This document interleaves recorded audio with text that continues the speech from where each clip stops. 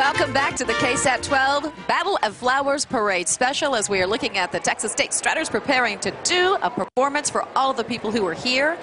You know, Mark and I both know, if you have kids, it's tough when they're school age. I mean, you have uniforms, you have homework, you have plus your housework, all of the extracurricular activities, not to mention uniforms and on and on. It's a tough job. It is an absolutely tough job. Yeah. It is. So when you have all of that stuff, there's a local school parent that has a big addition to the list now, building a Battle of Flowers float. That's right. Here's their story. Every child rides on this float, which is very unusual. So we will continue to do so, have every child on the float. We're kind of grandfathered in, and it's a great experience. The kids look forward to it, and the parents, second grade parents, always know it's float year, which means we know there's a big time commitment coming, and it is a huge time commitment. So the tradition is for parents and for kids.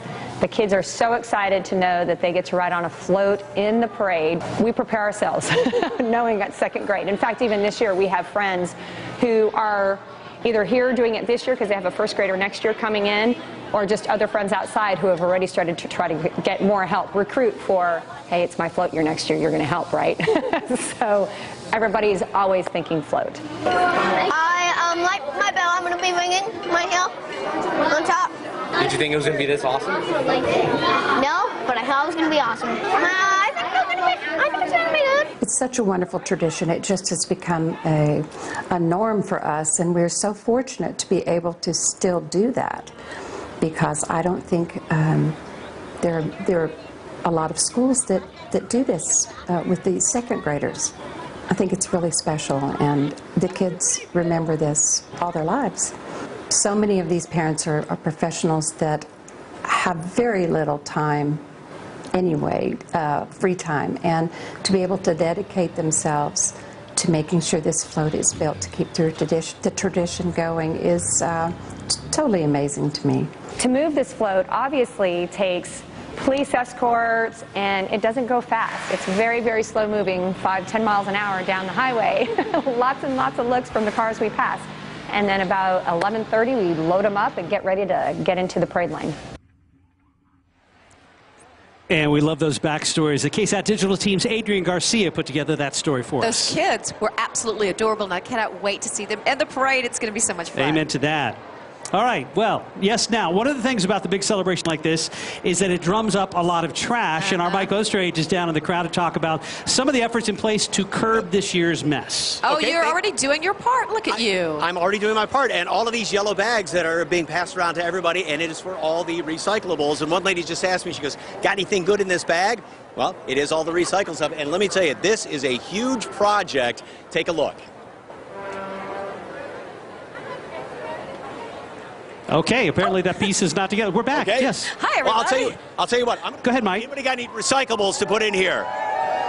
After the party's over. We will do our part. Okay, here we go. All right, Mike, we're very impressed with your work to keep it clean. And you know what? You could be starting a trend, because when people see you do it, they'll do it. Okay, here we go. Who's got recyclables? Let's go around here. All right, let's... Hey, Mike, we've got that piece ready to go. All righty. Let's roll it. After the party's over, someone still has to clean up, and the Fiesta Commission is doing its part to address the mess. The mission behind Fiesta Verde is to encourage people to make the right choice, to recycle materials as opposed to throwing them into the trash. Every PMO, every organization is asked to go on a one-to-one, so for every trash bin they have a recycle bin as well, and encourage people to utilize those recycle bins. NEOSA has received the platinum status from the cities of San Antonio for the recycling efforts. There was 29 ton of debris that had to go to landfills, but there was over 25 tons of material that was recyclable.